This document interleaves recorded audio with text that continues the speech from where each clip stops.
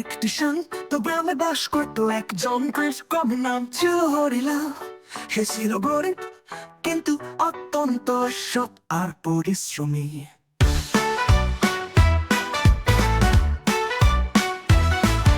ছোট্ট এক টুকরো জমিতে ধান চাষ করতো, আর মাটির সঙ্গে জীবনের বন্ধন ছিল তার গভীর।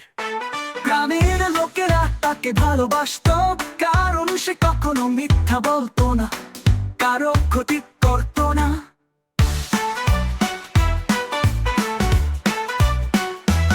একদিন জমি চাষ করার সময় হরিলালের কোদাল একটা কিছুতে আঘাত করলো। মাটি খুঁড়তে বেরিয়ে এলো একটি পুরনো সোনার হাড়ি। হরিলাল বিস্মিত হয়ে হা করে তাকিয়ে রইল, কিন্তু সে ভাবলো এটা নিশ্চয় কারো হারানো সম্পদ, এটা আমার নয়। সেই সোনার হাড়ি নিয়ে সে সরাসরি গেল গ্রামের প্রধানের কাছে, সবকিছু খুলে বললো এবং বললো,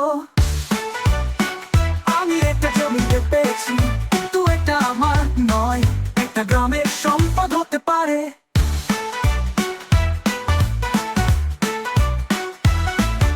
গ্রামের লোকেরা তাকে ভালোবাসতো, কারণ সে কখনো মিথ্যা বলতো না, কারো ক্ষতি করতো না।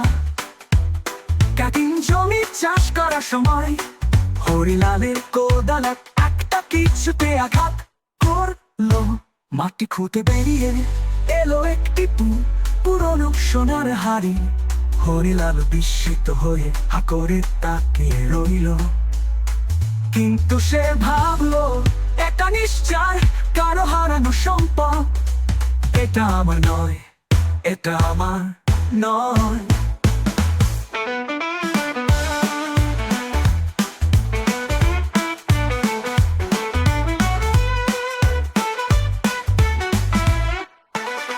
সেই সোনার হাড়ির একটা অংশ গ্রামে উন্নয়নের জন্য ব্যয় করা হলো। হরিলালের সততা সবার জন্য হয়ে উঠলো একটা উদাহরণ, ছোট্টদের শেখানো হলো সততা কখনো হারায় না, সময় মতো আর ফল মিলেই যায়।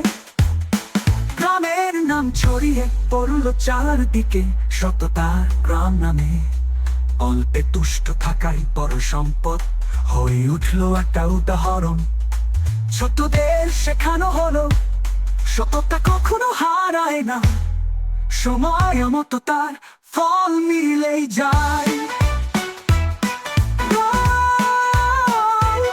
গ্রামের নাম ছড়িয়ে পড়লো চারদিকে, সততার গ্রাম নামে।